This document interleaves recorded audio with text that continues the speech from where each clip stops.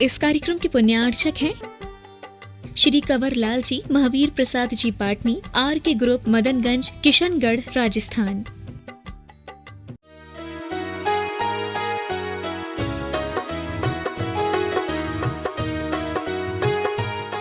ओह महात्म दलन दिन, तप लक्ष्मी भरतार। ते पारस परमेश मुझ, हो सुमति दातार। वामानंदन कल्पतरु, जयो जगत हितकार। मुनिजन जाकी आश करी, जांचे शिव फलसार। पार्श्वनाथ कथा का आज ये चौथा दिन, और हम मरुभूति के जीव से यात्रा करते हुए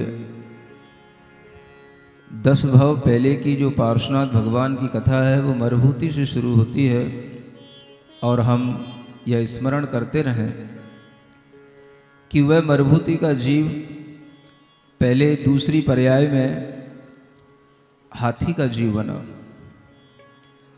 फिर वही जीव समाधि मरण पूर्वक जब मरण को प्राप्त हुआ तो वह एक देव बना। देव बनने के बाद में भी अपनी आयु पूर्ण करके वह एक विद्याधर राजा बना, और विद्याधर बनने के बावजूद भी दिगंबर मुनि दीक्षा को धारण करके जीवन के अंत में वह भी समाधि मरण किया। और कमट के जीव ने वहाँ पर भी आकर के अपना बैर निभाया, और वह जीव मर कर के फिर स्वर्ग को प्राप्त हुआ। वहाँ से उतरने के बाद में पुनः वह जीव फिर से एक राजा बनता है, और वह राजा सामान्य नहीं है, अब वह एक चक्रवर्ती राजा बनता है। और उस चक्रवर्ती राजा का नाम है वज्रनाभि चक्रवर्ती। वह वज्रनाभि चक्रवर्ती जो स्वयं अपने पुण्य के माध्यम से चक्रवर्ती बन रहे हैं, और ये ऐसा पुण्य होता है कि अपने आप वह पुण्य घर में आकर के कहता है कि आप चक्रवर्ती बन गए हो। आयुधशाला में चक्र रत्न की प्राप्ति होती है, और उसी के माध्यम से यह पता पड़ता है कि यह चक्र रत्न यदि आयुधशाला में आया है तो ये लक्षण चक्रवर्ती के ही होते हैं। हर किसी के यहाँ पर चक्र रत्न उत्पन्न नहीं होते हैं। अपने आप अपने सौभाग्य से जो भाग्य से चीजें मिलती हैं, वास्तव में सुख तो उन्हीं को भोगने का होता है। आज संसार में मैं देखता हूं हर व्यक्ति अपने धन, वैभव, शोहरत, पद, प्रतिष्ठा के लिए बहुत मारामारी करते हैं, लेकिन उस मारामारी में अगर पुरुषार्थ बना रहे और वो पुरुषार्थ धर्म के साथ हो तो वो मारामारी भी कथनचित ठीक कही जा सकती है, क्योंकि वो धर्म के साथ पुरुषार्थ कर रहा है।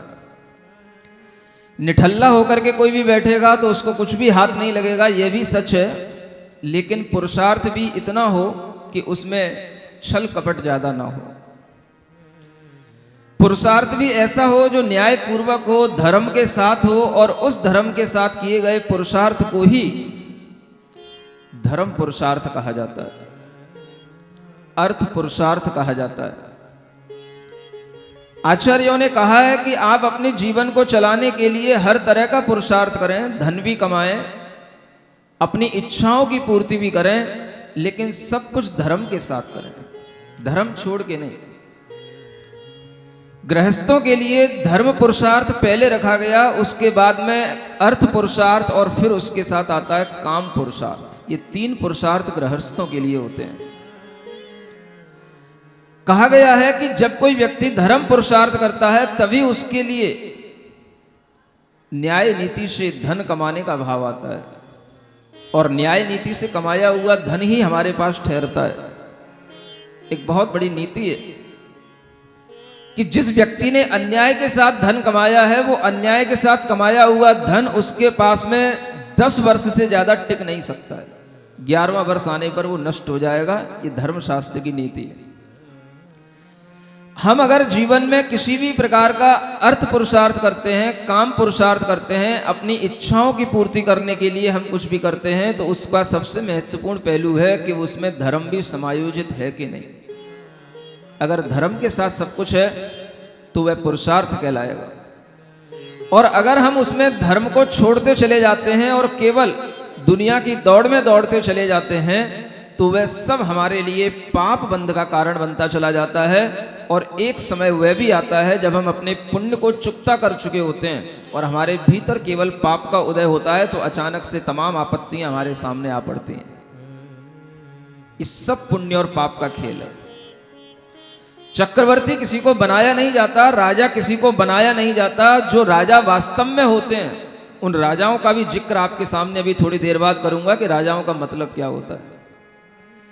चक्रवर्ती अपने आप अपने पुण्य से बनने वाली वह महान संपदा के अधिकारी होते हैं, जो पूरे 6 खंड का एक राजा होता है। जिस आर्य खंड में आज हम जी रहे हैं, इस आर्य खंड का कोई भी एक राजा नहीं है। प्रधानमंत्री केवल भारत के हैं। विश्व में अनेक देश हैं और उन सब देशों के अपने अपने राष्ट्रपति हैं, अपने अपने प्रधानमंत्री हैं। पूरे विश्व का कोई एक राजा नहीं है। एक बार सिकंदर ने सोचा था कि मैं पूरे विश्व का राजा बन जाऊं। तमन्ना उसकी तमन्ना ही रह गई, बन नहीं पाया।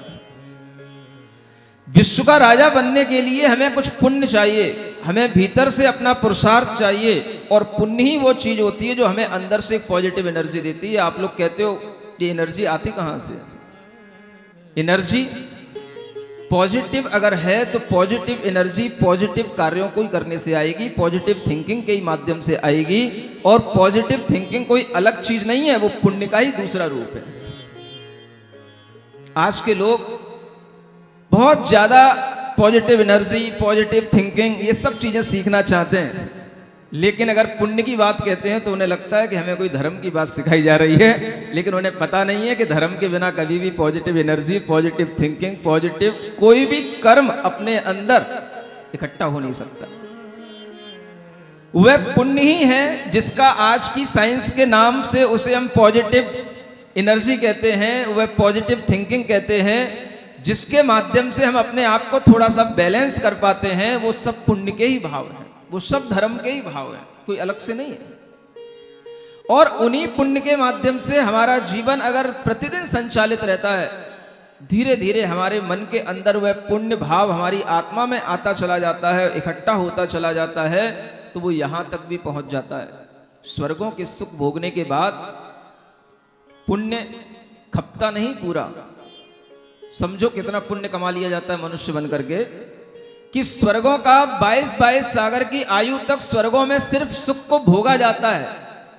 पुण्य को जो पहले इकट्ठा किया था उसका खर्चा किया जाता है, और फिर भी वो पुण्य खर्च नहीं होता है।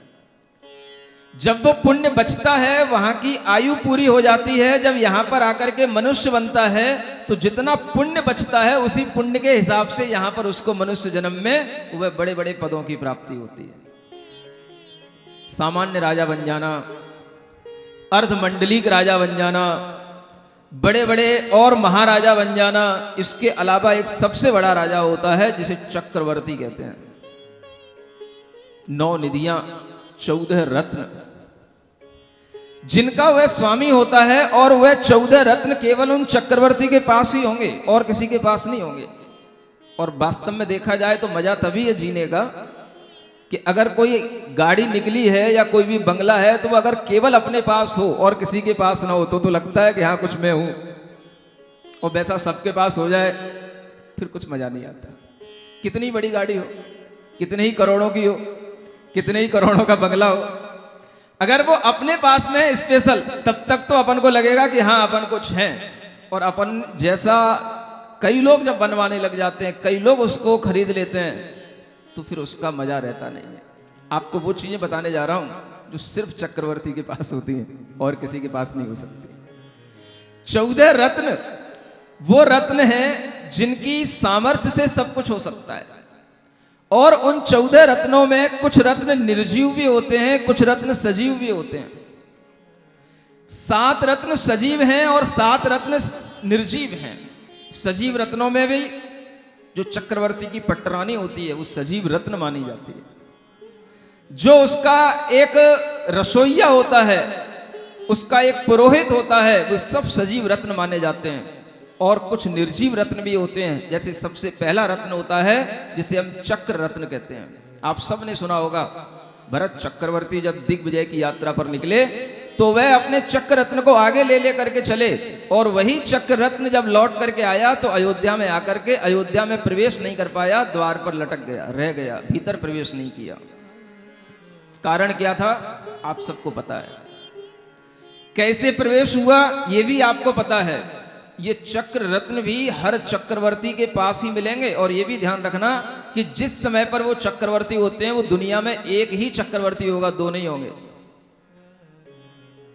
इसको बोलते हैं शोहरत, इसको बोलते हैं पद, इसको बोलते हैं प्रतिष्ठा। ये वोटिंग से नहीं मिलती, ये हाथ पैर मारने से नहीं मिलती, ये जंतर मंतर पर हल्ला बोल रैली करने से नहीं मिलती। ये मिलती है शांत भाव से, पुण्य अर्जित करते रहने से। व्यक्ति अपना पुण्य अर्जित इस जीवन में एक बार अपना जन्म इस पुण्य को अर्जित करने में लगा दे, जन्म जन्म तक खाता रहेगा, जन्म जन्म तक उसका फल भोगता रहेगा। उसे पता ही नहीं होगा कि कौन सा आदमी कहां से उतर करके आ गया और कौन हमारे ऊपर हमारा सिरमौर बन करके बैठ गया। सुन रहे हो? नरेंद्र मोदी की कथा तो सब सुनते हैं, थोड़ा पारस कथा सुनो।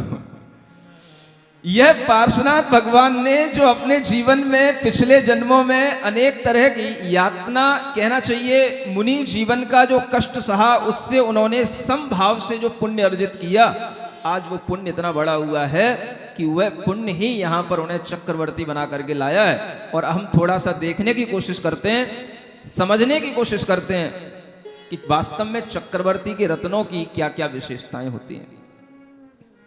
इतनी विशेषताओं के साथ में वो चक्रवर्ती रहते हैं। ये विशेषताएं आपको कल भी बताई थी कि 9 निधियां होती हैं, और उन 9 निधियों से भी जब पार नहीं होता है तो सामने 14 रत्न उनके सामने होते हैं, जो हमेशा दिग्विजय में उनकी सहायता करते हैं और उनके लिए चक्रवर्ती पद बनाए रखने में उनके लिए सबसे आगे आगे चलते हैं।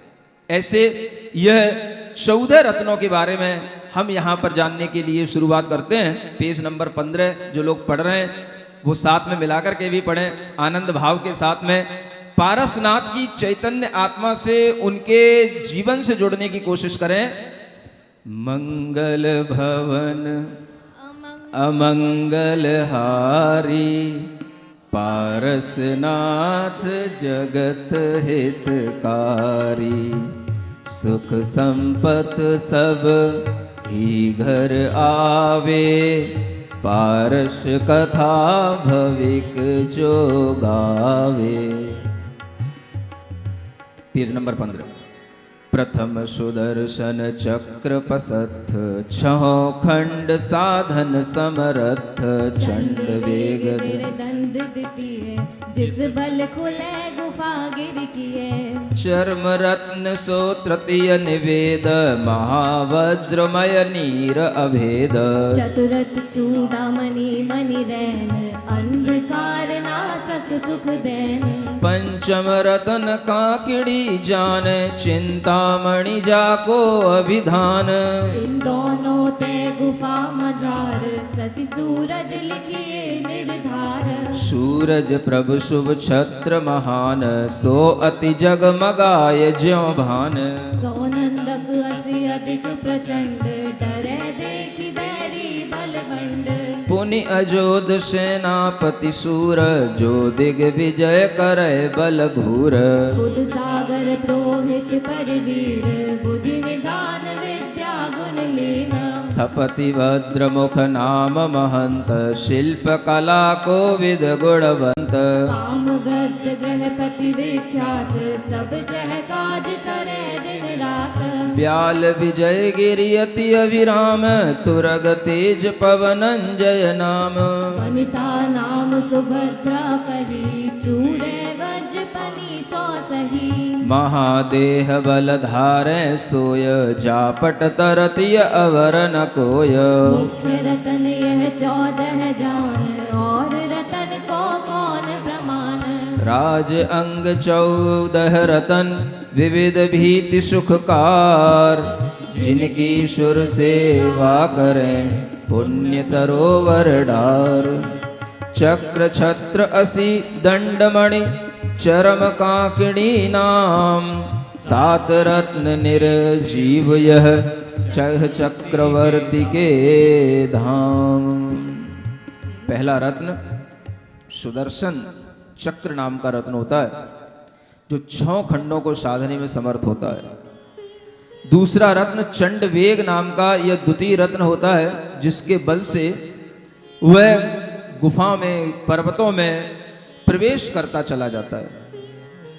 चर्म रत्न नाम का यह तीसरा रत्न होता है, जो बहुत ही वज्रमय होता है और पानी को भी भेदता चला जाता है। पानी में भी सेना ऐसे चली जाए जैसे थल पर चल रही हो, स्थल पर चल रही हो। चौथा चूड़ामणि रत्न होता है, जो कितना ही निविड़ अंधकार हो, उस अंधकार को दूर करने के लिए काम में आता है। पुराने जमाने में जब ये लाइट के आविष्कार नहीं हुए थे, तो हमेशा लोग रत्नों के ही, मणियों के ही प्रकाशों में रहा करते थे। ये ऐसे रत्न हुआ करते थे। पांचवा रत्न कांकड़ी रत्न होता है, जो सभी प्रकार की चिंताओं को हरण करने वाला होता है। और इन रत्नों से जो विजयार्थ पर्वत आदि की गुफाएं होती हैं, उन गुफाओं में जो अंधकार भरा रहता है, उस अंधकार को पार करने के लिए इन रत्नों का सहारा लिया जाता है, और उन गुफाओं के पार जाने के लिए भी इन रत्नों का सहारा लिया जाता है। एक बहुत बड़ा छत्र उनके ऊपर रहता है, जिसे सूरज की प्रभा के समान शुभ छत्र कहा जाता है। और एक नंदक नाम की तलवार उनके पास में होती है, जिसे देख करके बड़े बड़े बैरी भी डर जाते हैं। एक सेनापति उनका एक रत्न होता है। अनेक प्रकार के और स्थपित आदि उनके रत्न होते हैं। और एक नारी रत्न होता है, जिसे सुभद्रा नाम की रानी कहा जाता है। अनेक प्रकार के इन रत्नों में 7 रत्न तो निर्जीव हैं और 7 रत्न सजीव हैं। चक्र, छत्र, 80, दंड, मणि, चर्म और कांकड़ी, ये 7 रत्न निर्जीव कहे जाते हैं। इसके अलावा सेनापति, गृहपति, स्थपति, पुरोहित, नाग माने घोड़ा, हाथी, तुरंग माने घोड़ा, और एक वनिता माने स्त्री, ये 7 रत्न सजीव रत्न कहलाते हैं। ये सभी रत्न अलग अलग स्थानों पर उपस्थित हैं।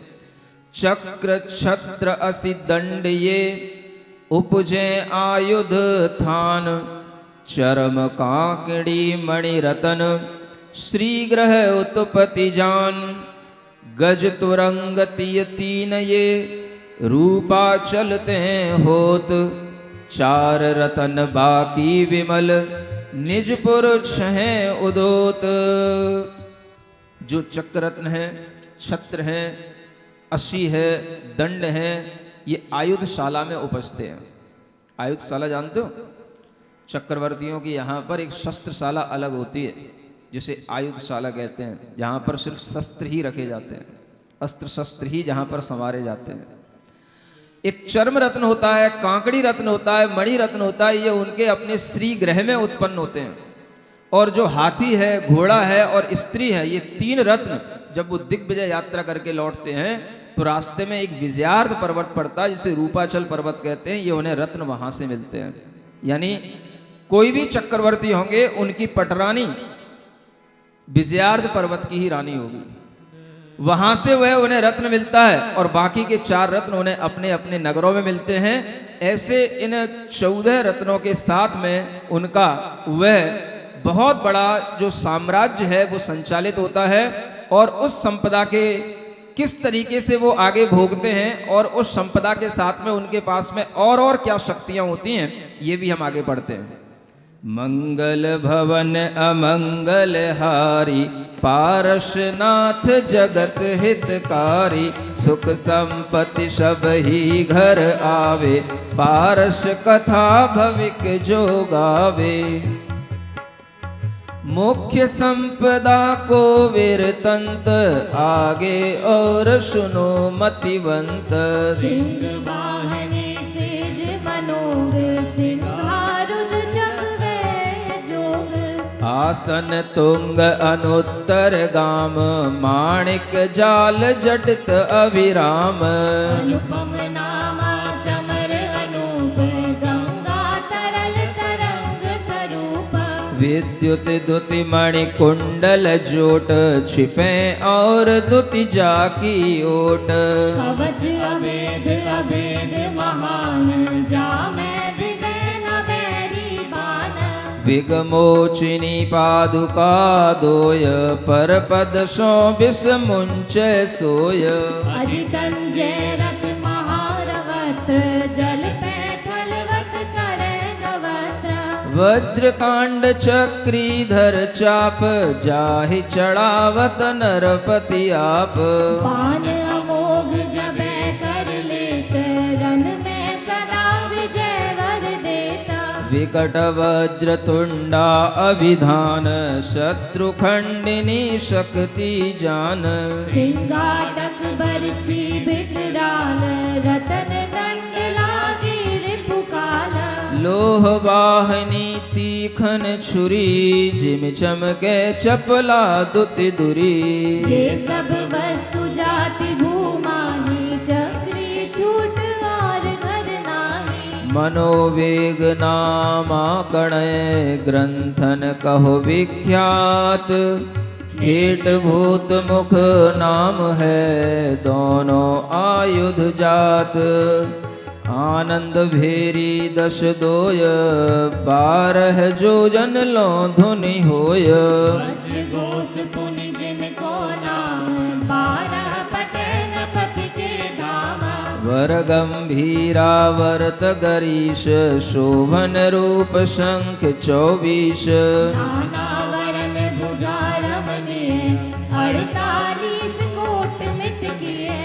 इत्यादिक बहु वस्तु अपार, वर्णत करत न लहिए पार।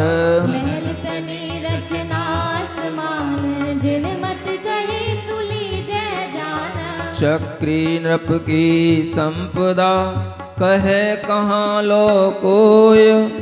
पुण्य बेल पूरब बई, फलई सांघणी होय। जहाँ चक्रवर्ती का महल होता है, उस महल के आसपास ये सब चीजें उनके पास में और होती हैं। जो वह चक्रवर्ती का शरीर सुंदर होता है, और उनके ऊपर जो आभूषण होते हैं, वो आभूषण भी किसी के पास नहीं होते हैं। अनेक तरह के आभूषण।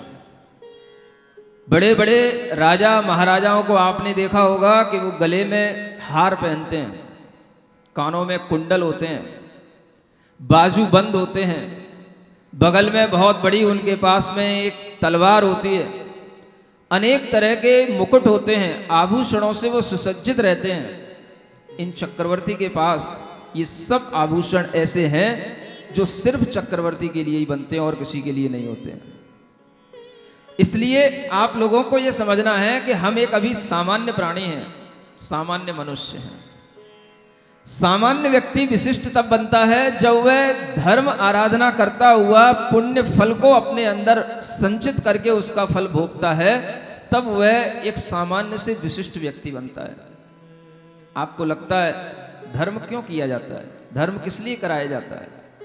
ध्यान रखो, धर्म तुम्हें कुछ गरीब बनाने के लिए नहीं किया जाता है, धर्म तुम्हें बहुत ही दौलतमंद और अमीर बनाने के लिए ही करवाया जाता है।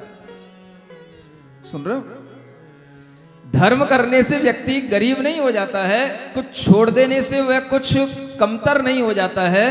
धर्म करने से व्यक्ति महान बनता है, बड़ा बनता है, और हर बड़ा व्यक्ति भीतर से पहले बड़ा होता है, बाहर से बड़ा बाद में दिखाई देता है।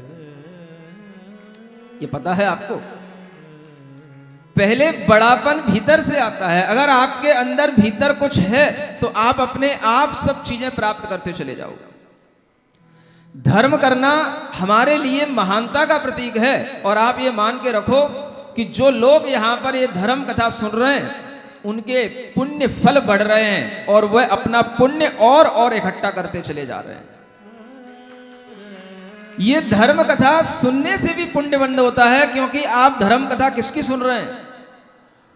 अरे पार्श्वनाथ भगवान की नहीं सुन रहे हैं, धर्म कथा सुन रहे हैं ऐसे महान व्यक्ति की जिनके लिए ये चक्रवर्ती पना भी पिछले जन्म में छोड़ दिया गया, उन्हें चक्रवर्ती पना भी नहीं भाया, ऐसा बड़े महापुरुष की कथा सुन रहे हो।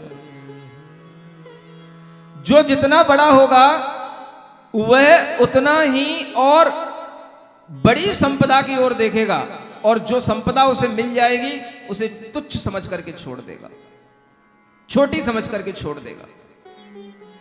बड़ा व्यक्ति कभी भी संपदा से चिपकता नहीं है, वह और आगे की सोचता है, और जो चिपक जाता है वो उसी में चिपक करके नरक में चला जाता है। चक्रवर्ती बहुत से होते हैं और हर चक्रवर्ती को ये संपदाएं मिलती हैं, लेकिन सभी चक्रवर्ती उन संपदाओं से अलग हो जाते हो जरूरी नहीं है। ऐसे भी चक्रवर्ती होते हैं जो उन संपदाओं में चिपके रह जाते हैं और चिपके रह करके अपना जीवन समाप्त कर देते हैं और अंत में नरक को प्राप्त हो जाते हैं। और ऐसे भी चक्रवर्ती होते हैं जो इन संपदाओं को छोड़ करके तुच्छ समझ करके आत्म साधना करते हैं और इससे भी फिर बड़ी बड़ी संपदाएं प्राप्त करते हैं। स्वर्ग और मोक्ष की संपदाएं उनका इंतजार करती हैं। आपने नाम सुना होगा शुभम चक्रवर्ती का।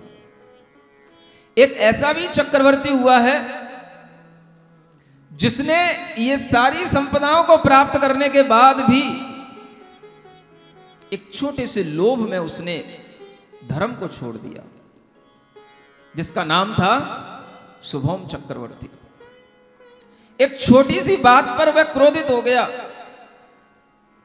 बड़े बड़े राजा होते हैं, महाराजा होते हैं, रसोई घर में अनेक प्रकार के व्यंजन बनते हैं, बड़े बड़े रसोइया होते हैं, और इन चक्रवर्तियों के यहाँ पर एक जैसे व्यंजन कभी नहीं बनते, रोजाना नए व्यंजन बनते हैं, रोजाना नया रसोइया होता है, रोजाना नए बर्तन होते हैं, नई तरीके की रोजाना डिश होती है।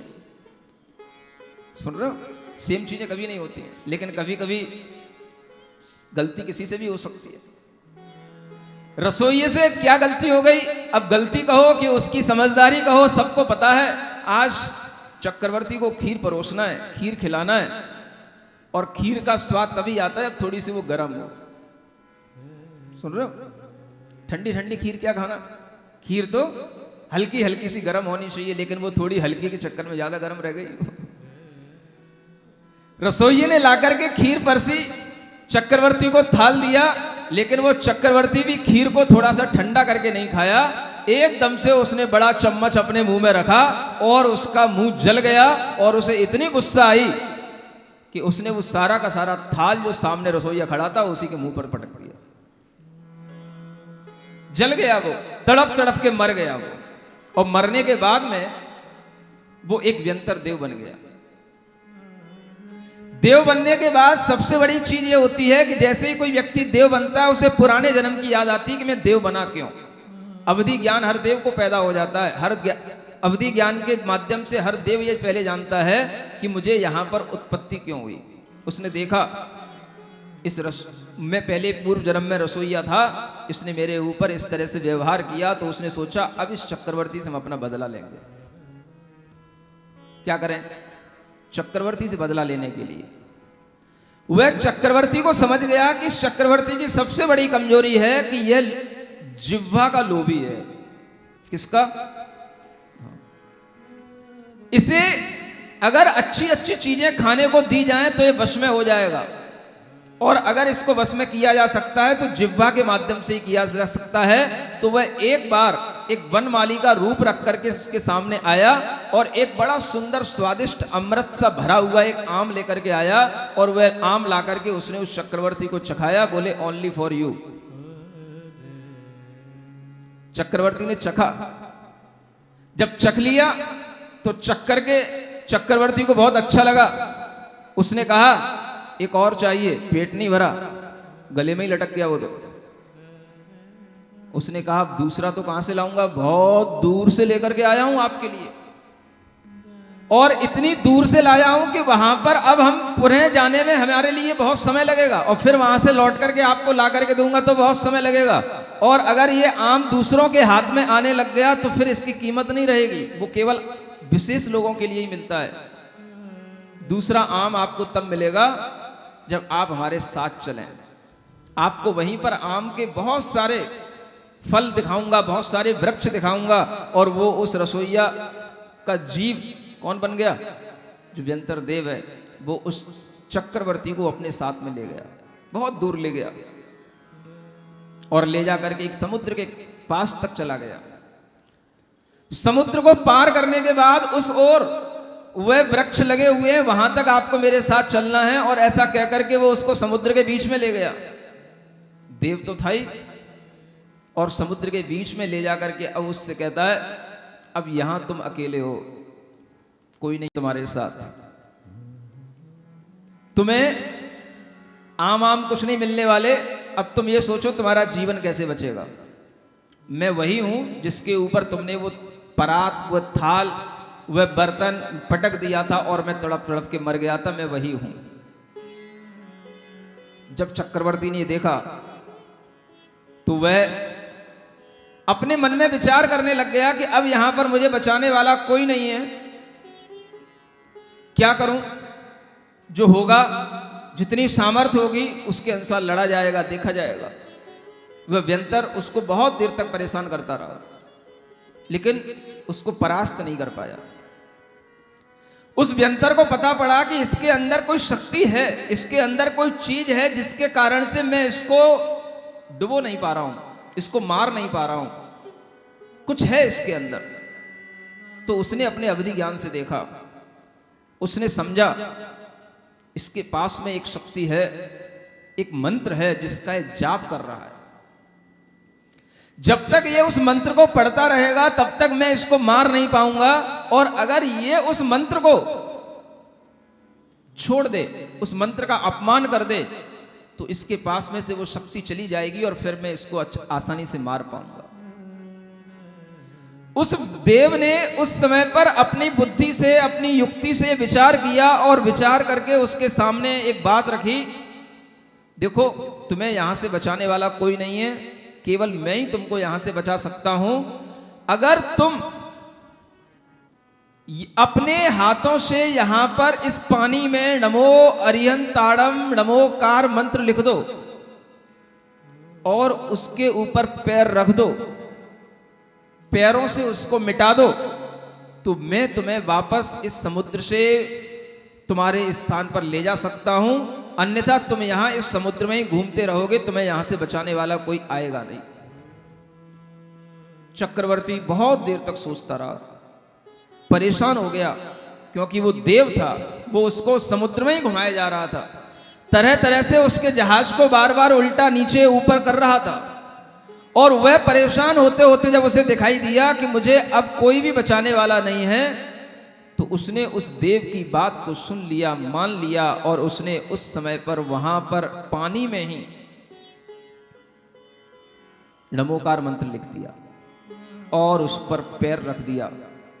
जैसे ही उसने उसके ऊपर पैर रखा, सारा पुण्य उसका समाप्त हो गया, और उसी पाप के कारण से उस देव ने उसका वहां पर मरण कर दिया, और वह मरण करा करके वह चक्रवर्ती मर करके नरक में उत्पन्न हो गया। कौन बचाता है हमें, कौन मारता है हमें, ये सीखना है।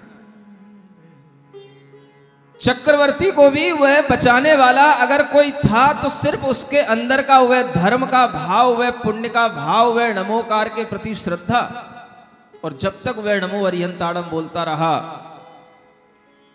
जब तक वह अपने मनी मन में ओम अरहम बोलता रहा, तब तक उसके ऊपर कोई भी व्यंतर, उसके लिए कोई बाधा नहीं पहुंचा पाया। जब उसने वह छोड़ दिया, उसका धर्म छूट गया। ध्यान रखना, धर्म ही जीवन में हमारा सबसे बड़ा साथी होता है, और धर्म को जो अपने अंतरंग में इस तरह से बसा के रखता है, उसे कोई भी व्यंतर आदि की बाधाएं भी कभी कोई दुख नहीं पहुंचा सकती हैं, और कोई दूसरा भी उसके लिए कुछ नहीं कर सकता है। ये धर्म की शक्ति होती है। लेकिन वह धर्म भी चला जाता है थोड़े से लोभ के कारण से। पैसे का लोभ आ गया, प्रतिष्ठा का लोभ आ गया, पदों का लोभ आ गया, अन्याय करके धन अर्जित करने का लोभ आ गया और उस लोभ के कारण से वह धर्म चला जाता है। धन कभी मिल भी जाता है, लेकिन धर्म को गंवा करके, धर्म को प्राप्त करके व्यक्ति कभी भी धनी बहुत दिनों के लिए रह नहीं सकता है। एक बात जो हमेशा इस चक्रवर्ती के कथानक से याद रहनी चाहिए, वो ये ध्यान में रखना है कि हर चक्रवर्ती को ये पता होता है कि ये जो चक्रवर्ती की संपदा है, ये संपदा हमें पुण्य के फल से मिली है, लेकिन हमें नरक में ले जाने का कारण बन सकती है। इसलिए एक बहुत बड़ी नीति कही जाती है, जो राजेश्वरी सो नरकेश्वरी। क्या कहा जाता है? राजा बनने की इच्छा तो करते हो, ध्यान रखना ये बात। जितने बड़े राजा बनोगे, जितने बड़े व्यक्ति बनोगे, उतना ही ज्यादा तुम्हारे अंदर परिग्रह की लालसा होगी, परिग्रह की आसक्ति होगी, और उसी आसक्ति के कारण से वह जीव मरने के बाद में नरक और निगोद की यात्रा करता है। जो राजेश्वरी सो नरकेश्वरी। पुण्य का फल भोगना बहुत कठिन होता है, और पुण्य का फल मिलते हुए भी उसमें आसक्त नहीं होना, ये बहुत ज्ञान की और विवेक की और वैराग्य की बात होती है। चक्रवर्ती इस बात को जानते हैं, तभी वह चक्रवर्ती अपने जीवन में धर्म करते रहते हैं। भरत चक्रवर्ती जैसे चक्रवर्ती हुए, 24 तीर्थंकरों की याद दिन भर करने के लिए उन्होंने अपने महल के अंदर लगे हुए घंटों पर, महल में घंटे लगे रहते हैं, उन घंटों से आवाज आए और उन आवाजों के साथ में उन्होंने सभी घंटों पर महल से जब वो बाहर निकलते हैं तो एक एक तीर्थंकर के नाम और एक एक तीर्थंकर की उन्होंने मूर्तियां उस पर जड़वा दी। जब मैं यहां महल में प्रवेश करूं, महल से बाहर जाऊं, तो मुझे तीर्थंकरों का स्मरण होता रहे। घर में रहकर के भी इतने बड़े चक्रवर्ती होकर के जब वो इस तरह से अपने आप को धर्म से जोड़े रख पाते हैं, तभी वो नरकों में जाने से बच पाते हैं। आम आदमी सोचता है कि मुझे बहुत धन मिल जाए, मैं बड़ा आदमी बन जाऊं, लेकिन बड़ा आदमी बनने के बाद अगर तुम उस परिग्रह की लालसा में ही आसक्त रह गए, तो जीवन में, ये जीवन तो छोटा सा है, पता नहीं कब खांसी जुकाम हो जाए, कब एम्स में पहुंच जाओ और वहां पर डॉक्टर कह दें अब कुछ नहीं कर सकता, मैं, जिंदगी समाप्त हो गई। लेकिन ये जिंदगी तो समाप्त हो गई, आगे के लिए क्या हुआ? वह आत्मा, वह जीव अगर उस परिग्रह की लालसा को नहीं छोड़ पाया, तो वह मर करके फिर कहां पहुंचेगा, ये वर्णन भी आपको आगे बताया जाएगा। लेकिन अभी हम ये जानना की कोशिश करते हैं कि आखिर ये चक्रवर्ती कर क्या रहे हैं। अभी चक्रवर्ती की संपदा भोगते भोगते वो बड़ा हो गया है।